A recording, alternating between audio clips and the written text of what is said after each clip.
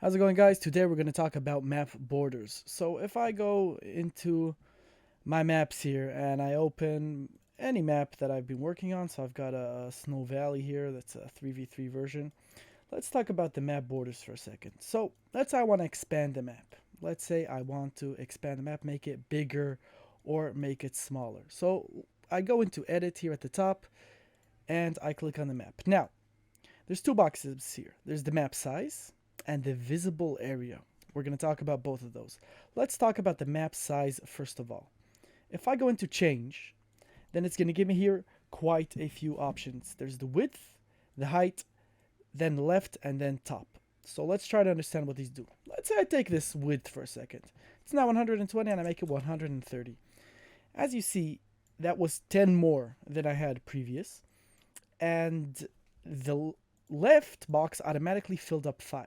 So if I just click OK here, you will see that 5 squares have been added to the left and 5 squares have been added to the right as well. So let's try to understand what we did there. All right, if I put this back to 120, minus 5 automatically fills in half the amount, and we're back to where we were. But let's say I want to expand only on the right side and not on the left side. How would I do that? So I go to the width and I do 130.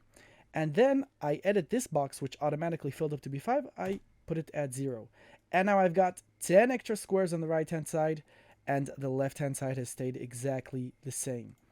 So let's return it to the way it was. That's 120. And obviously, this time to return it to the way it was, I got to put this to 0, and that's minus 10 squares on the right-hand side. The same thing with the top. So if I change the heights to, let's say, 120, automatically, this fills up to be 10.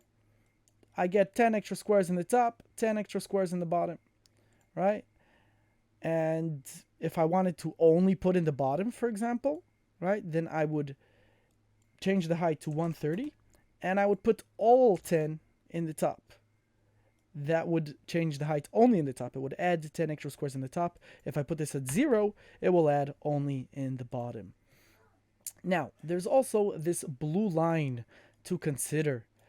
What is this blue line for? What is the purpose of this blue line? So what you see here, this blue line, this is what's going to actually be visible for the players. This is what's in-game is actually going to be visible, and that is controlled with the bottom. Why would I want to play with the blue line ever? Why would I want to do anything with the blue line? Let me open up a new map here and show you an example of when the blue line comes into play. So just a single player, I don't really care about all these settings. I'm just going to go right in.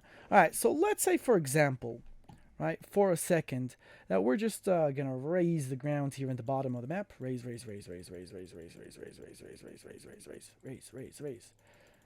All right, we've got a pretty high terrain here, and I'm just going to flatten it out. As you can see, the height of the ground here is actually above the blue line.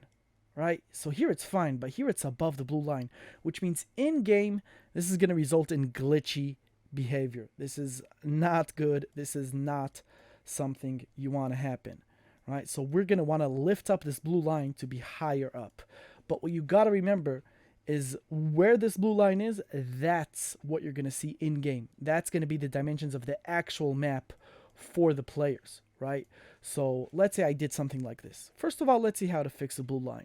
And then we'll go in depth a little bit more. So I go to map, and here it's going to be the same rules as before, right? Exactly the same rules as before, only a little bit different. So as you can see, it says left, top, width, height. The left top have their own rules. The width, height have their own separate rules. So left top is how much distance from the edge of the map. Left is 3, right? That's why there's 3 squares from the edge of the map to the blue line. Let's say I change this to 10.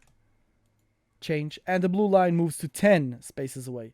Let's say I change this to 1, and the blue line is now only 1 square from the edge of the map. Same thing with top, right? If I change this to 10, right, it goes 10 away from the edge of the map, right? And if I change this, for example, to 1, then it goes all the way to the top of the map here. So you're going to want to play around with these numbers to make sure it's good. But here's something to keep in mind. When I play with these numbers, let's say I take the left number, right? Let's look at the blue line on the right-hand side. Right? You could see how far it gets. If I take the left and I just change this to 20 just for fun. All right, so now it's 20 squares away. the blue line on the right-hand side also advanced 20 squares to the right. You don't even see it. And that's what the width and the height are for. All right, so if I take the width and I start decreasing it now, so let's say I change this to 50, for example. Now the blue line is back here. So you got to remember that the left and the top also affect the other side of this box. All right, let's go back to what we were trying to do here in the bottom. So we want this blue line to be above the cliff here, above the height of the ground. So that's going to be the height. I'm going to take the height and decrease it, let's say to 65. And there, now the blue line is above the hill line and everything is good. But something very important to keep in mind is that anything outside this blue line will not be reachable. So let's say, for example, I create a building, right? I take a tech machine shop and I put it here. Players won't even see it. What players will see is exactly where this blue line is. So only this part of the map. Anything you put outside this blue line, players will not be able to see. And that is how you play with the dimensions of the map. I'll see you guys next time.